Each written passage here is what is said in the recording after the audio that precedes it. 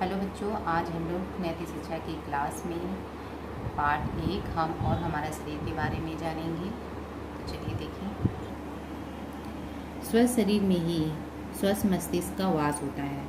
शरीर और मस्तिष्क को स्वस्थ व पुष्ट रखने के लिए शारीरिक शिक्षा की आवश्यकता पड़ती है, जिससे हमारा शरीर पुष्ट होता है और शारीरिक और मानसिक क्षमता का विकास होता है। परंतु आपने सोचा कि अधिक खेलने या शारीरिक क्रिया करने पर पसीना क्यों निकलता है?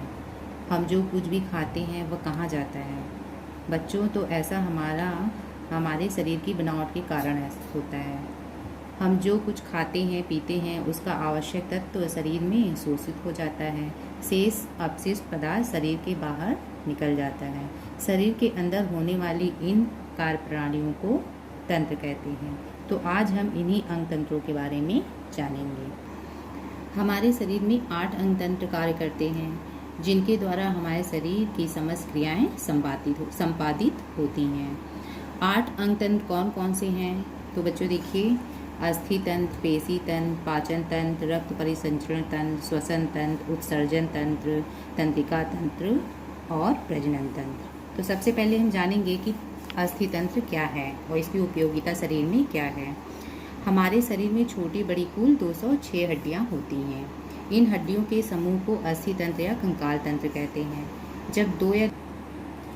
इन अस्थियों के समूह को अस्थि तंत्र या कंकाल तंत्र कहते हैं बच्चों। जब 2 या 2 से अधिक अस्थियां आपस में जुड़ती हैं, उन्हें संधि या जोड़ कहते हैं। हड्डियों का जोड़ ठीक ढंग से कार्य करता रहे, जोड़ से जुड़े अंगों का संचालन भी भली प्रकार से हो, इस हेतु हमें नियमित रूप से व्यायाम करना चाहिए।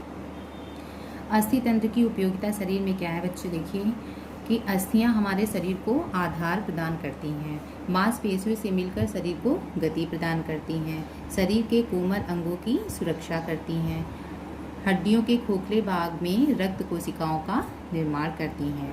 बच्चों, अगर अस्थि ना हो यानी हड्डी ना हो हमारे शरीर में, तो हमारा शरीर मांस का लोथड़ा ही रहेगा।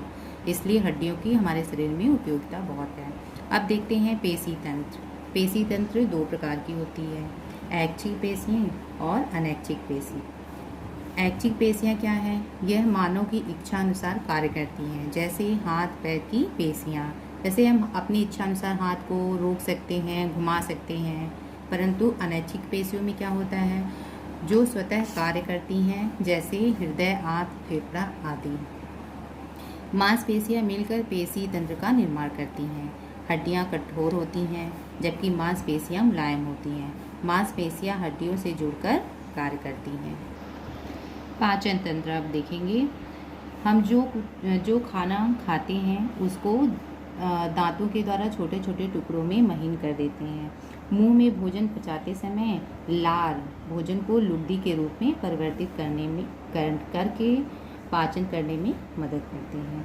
यह भोजन गला, आहार नाल से होकर पेट के अंदर स्थित आमाशय में पहुंचता है। आमाशय में भोजन को पचने में कम से कम 2 से 4 घंटे का समय लगता है। यहाँ 2 सहायक अंग यकृत व अग्नाशय भोजन पचाने में सहायता प्रदान करते हैं। इसके बाद भोजन छोटी आंत में पचता है। छोटी आंत द्वारा पचे हुए भोजन के पोषक तत्वों का अवशोषण किया जाता है और अवशोषित पोषक तत्व रक्त में मिल जाते हैं, और भोजन का कुछ अंश पचने योग्य जो नहीं होता है वह बड़ी आंत से होता हुआ मल द्वार के रास्ते बाहर निकल जाता है। तो बच्चों, इसके आगे का भाग हम लोग दूसरे भाग में देखेंगे। ठीक है।